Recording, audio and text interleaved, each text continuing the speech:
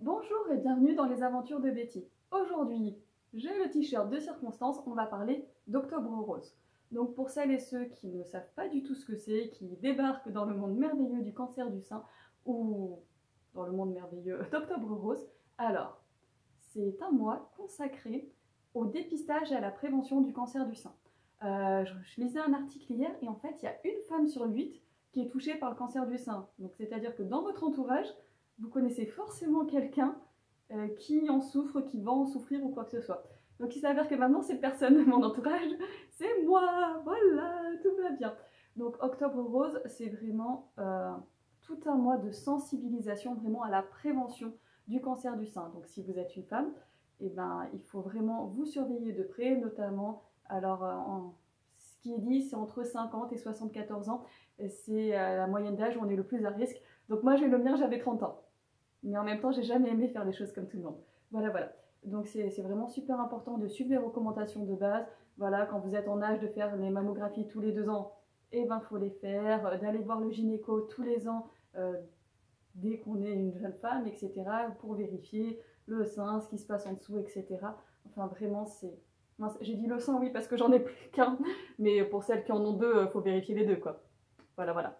À savoir aussi que le cancer du sein peut aussi toucher les hommes. Donc eux aussi sont censés vérifier, mais bon, c'est quand même un peu plus rare.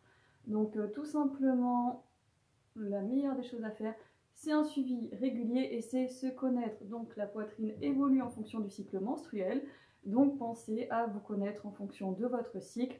Il y a des vidéos, il y a des articles très bien faits sur l'autopalpation, qui est quand même super important parce que c'est ça qui parfois permet de découvrir des petites boules, des petites masses.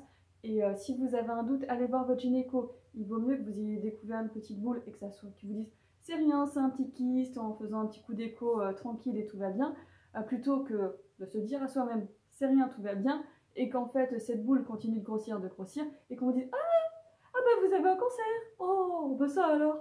Et surtout, au plus tôt c'est pris en charge un cancer, au plus facile est sa prise en charge. Au plus c'est petit, au plus c'est circonscrit, au moins c'est aller voir ailleurs dans les autres organes s'il y était, au plus c'est facile. Je ne vous dis pas que ça sera une partie de plaisir, mais ça sera moins invasif, moins traumatique. Donc voilà. Donc ça c'était pour le côté allez vous faire dépister, allez vous faire surveiller. Si vous êtes une femme, c'est vraiment super important. Et maintenant, Octobre Rose, qu'est-ce que c'est? Eh bien c'est un mois donc, qui parle de ça et pendant lequel il y a aussi plein de manifestations notamment sportives. Donc vous avez plein de marches, courses, jogging rose. Donc ça permet de lever des fonds, soit pour la recherche contre le cancer, soit ça lève des fonds si c'est organisé par une association. Pour l'association, et l'association, ça fait quoi? Ça prend soin des gens qui ont un cancer. Moi franchement, je remercie beaucoup l'association dans laquelle je suis. Donc moi j'habite à Nice, donc c'est SOS Cancer du sein, où il y a, comme son nom l'indique, que des personnes atteintes du cancer du sein, donc que des femmes atteintes du cancer du sein, et aussi gynécologique. Et franchement, c'est d'un grand soutien, d'une grande aide. Donc ça permet de mieux vivre les choses. Ça ne va pas vous enlever le cancer, par contre, ça permet de mieux vivre la situation. C'est franchement génial. Je vous laisserai en barre d'infos leur lien si jamais vous êtes dans le coin et que vous avez envie de voir ce que c'est. Donc voilà, donc il y a des manifestations essentiellement sportives, comme je vous disais. Vous pouvez aussi en trouver de toutes sortes, c'est-à-dire que peut y avoir aussi des fois des stands de photographie, il peut y avoir des yoga roses géants, enfin il y a vraiment tout un tas de choses. Il y a des conférences aussi qui peuvent être très intéressantes, qu'elles soient en vrai, en présentiel ou sur internet, etc., qui abordent plein de sujets.